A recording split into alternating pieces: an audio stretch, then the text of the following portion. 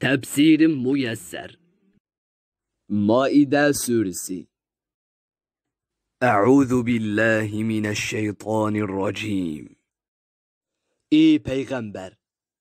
Eğer ular Tevrat'a, İncil'a ve sana Rabbin tarafından nazil kılıngan Kur'an'a amel kılsaydı, ular elbette hemme taraftan rızıklandırılattı. Ularga mol yağmur yağdırıp berip, her xil meyvelerini çıkarıp berettik. Bu fakat muşu dünyadaki mukafatdır. Ehli kitap arasından doğru yolda bulup, dinde mustahkem turgan bir türküm kişiler bar bolsumu, nurgulları yaman iş kılgan ve doğru yoldan chetnep ketken kişilerdir. Ey Peygamber! Rabbin tarafından sana nazil kılıngan vahiyning hemmisini toluq yetkizgin. Eğer toluq yetkizmey, vahiyning bir kısmını yoşursan, sen Allah'ның dinini yetkizmegen bolusan. Şeksiz Peygamber aleyhisselam Allah Taala'dan kelgen vahiyni insaniyetke toluq yetkizip, özünün peygamberlik mas'uliyetini kamil ada qilgan edi. Allah seni kişilerinin ziyankeşlikinden saqlaydı ve sana düşmanlaringa qarshi yordam qiladi. Sen faqatla haqiqatni toluq yetkizishga buyurilding. Şeksizki Allah haq yoldan adashgan, sen elip kelgen dinni inkar qilgan qavmni hidoyat qilmaydi. Ey Peygamber! Yahudilar bilen Hristiyanlarga aytqinki, sizlar Tevratqa, İncilga ve Muhammed aleyhisselam sizlarga Rabbinglar tarafidan elip kelgen Qur'onga toluq amal qilmoqcha, sizlar haq dinda emassizlar. Qur'onning sana nazil qilinganligi Yahudilar ve Hristiyanlarning ko'pchiligining haqavurligini ve inkarchiligini texmu ziyoda qilib qo'ydi. Chunki ular sana hasad qilishidi. Allah'ның seni ahirgi peygamber qilib avatib, ularning qilmishlarini o'tirg'i chiqarganligi ularning o'g'isini qaynatadi. Ey Peygamber! Ularning inkarchiligiga hergiz qayg'urmag'in. İman etqanlar, yani Müslümanlar, Yahudilar, Sabiilar, yani tug'ilishdagi holati bilan qolgan ve birer dinga itiqod qilmaydiganlar ve Nasaralar, yani İsa aleyhisselamның ergeçküçüleri içinden Allah'ның bir ekanligiga, Muhammed aleyhisselamның haq peygamber ekanligiga ve ahiret kuniga iman etib, yaxshi amal qilganlarga ahiretde hech qanday g'am qayg'u yo'qdir. Ular dünyada qoldirib ketgan narsalar uchun qayg'urmaydi. Şeksizki biz İsrail avlodidan Tevratki ahkamlarga amal qilish to'g'riliq chin va'da olgan ve ularga buni bayon qilish uchun payg'ambarlarni avatgan edik. Ammo ular o'zlaridan elingan ahdini buzdi ve havoyi havaslarga ergashdi.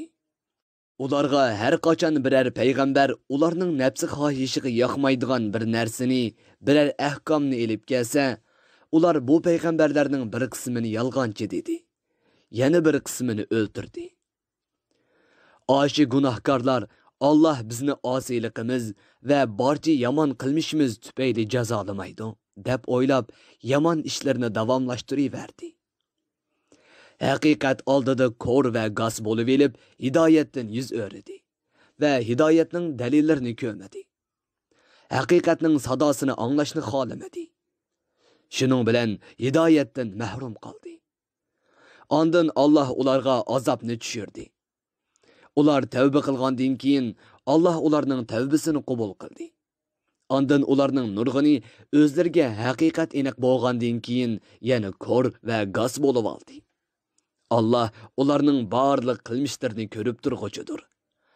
Oxiratda ularni shuningga asosan jazolaydi. Allah qasam bilan ta'kidlaydi-ki, Allah Maryam o'g'li İsa'dur degichilar mushi so'zi bilan rostli kafir bo'ldi. Allah xabar berdi-ki, İsa o'z vaqtida İsroil avlodiga Allohga hech kimni sherik keltirmay ibodat qilinglar. Men bilan sizlar Allohga bandichilikda o'xshashmiz. Kimki Allohga qo'shib yana bir ma'budga ibodat qiladi ekan, Allah onunga jannatni harom qiladi. Onun joyi jahannam bo'ladi. uni do'zaxdan qutqizib qo'yadigan biror madadkor bo'lmaydi degan edi. Cheksizki, xristianlarning orasidagi Alloh ota, bola va ruhul qudus qatorliq uchdan tarkib topgan degichilar haqiqatan kafir bo'ldi. U xristianlar bir ilohdan boshqa hech bir iloh yo'q ekanligini, Alloh tug'ilmagan va bolaliq bo'lmagan zot ekanligini bilmamdi. Agar ular aytayotgan bu kufr so'zlardan yanmasa, ular kufrligi tufayli qattiq azobga qoladi. Aşu xristiyanlar Allah'a tövbe qilib, gunohlarga mag'firat talab qilsa bo'lmamdi. Halbuki Allah tövbe qilgan bandalarning gunohlarini nihoyat mag'firat qilguchidir. Ularga nihoyat mehribondir. Maryam o'g'li İsa alayhissalom ilgirki payg'ambarlarga o'xshashli bir payg'ambardir. Uning onasi nihoyat rostchil ayol edi. O ikkisi boshqa insonlarga o'xshashla tamoq yeyishga muhtoj edi. Yashash uchun tamoq yeyishga ehtiyojli bo'lgan biri hargizmi iloh bo'lolmaydi. Ey payg'ambar, ashu kofirlarning ahvoliga qarab o'ylab boqqin. Biz ularga Allohning bir ekanligiga dalolat qiladigan, ularning ba'zi payg'ambarlarni iloh qilib elishining ozg'uliq ekanligini isbotlaydigan dalil paketlarni to'liq bayon qilib berdik. Ahvol shundoq tursimi, ularning biz yetakligan haqiqatdan qandoq bosh tortayotganligiga qarag'in. Ey payg'ambar, ashu kofirlarga aytqinki, sizlar qandoqlarcha Allohga ibodat qilishda sizlarga foyda yetkazolmaydigan, sizlarni ziyondan to'sib qololmaydigan narsalarni uningga sherik qilib olasizlar. Allah bandalarning gap so'zlarini anglab turg'uchidir. Ularning amallarini bilib turg'uchidir. Ey payg'ambar, xristianlarga aytqinki, İsa to'g'risidagi e'tiqodinglarda haqiqatdan chatnab ketmanglar. Yahudilarga o'xshash din ishida o'zinglarning nafsi xohishiga ergashmanglar. Yahudilar o'zlarining nafsi xohishiga ergashib, ozg'unlikqa petib qoldi. Ular o'zlari ozg'anni oz degandek nurg'un kishilarni ozdirib kofir qilibdi.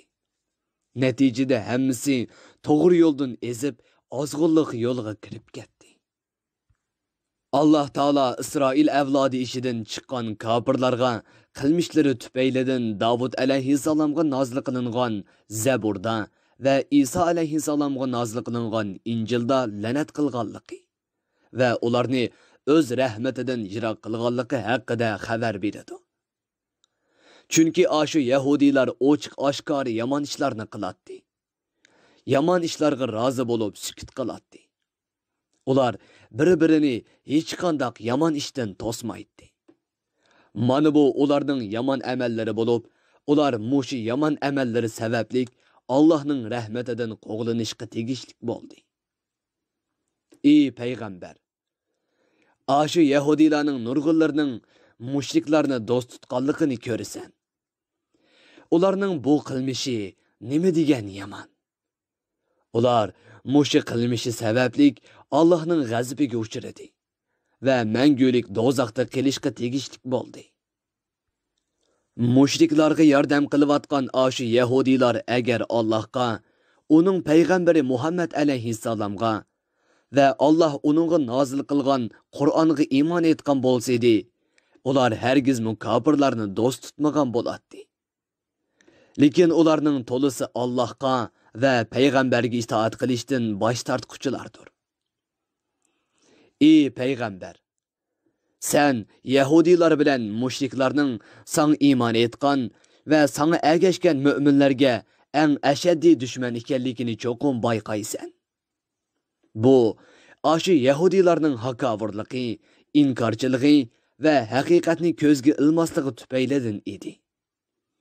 Biz Nasara degan kishilarning do'stlik jihatda mu'minlarga hammadan yaqin ekanligini cho'qim bayqaysan. Bundaq bo'lishi ularning ishida o'z diniga sodiq o'limalarning, ibodat bilan bo'ladigan rohiblarning bo'lganligi va ularning haqiqatni qabul qilishdan bosh tortmaydiganligidandir. Әне шулар Muhammad alayhissalomning payg'ambarligini e'tirof qilgan va uningga iymon keltirgan kishilardir. Ularning musulmonlarga eng yaqin ekanligining dalili shuki, ularning ichidagi bir firqa kishilarning Qur'on oyatlarini anglagan chaqda uning Alloh tarafidan nozil qilingan samoviy kitob ekanligini bilganlikdan ko'zlaridan yosh qo'yilayotganligini ko'rasan. Ular Allohga, uning payg'ambariga iymon keltirgan kishilar bo'lib, ular Allohga iltijo qilib, o'zlarini Muhammad alayhissalomning ummati qatorida haqiqatga guvoh bo'lg'uvchilardan qilishini tilaydi. Ular deydi-ki, bizning Allohga iymon keltirganligimiz Muhammad alayhissalomga Allohdan kelgan haq dinni qabul qilganligimiz, Rabbimizning bizni oxiratda itoatman bandalari qatorida jannatga kirgizishini umid qilganligimiz qandaqmi malomatga tegishli ish bo'lib qolsin.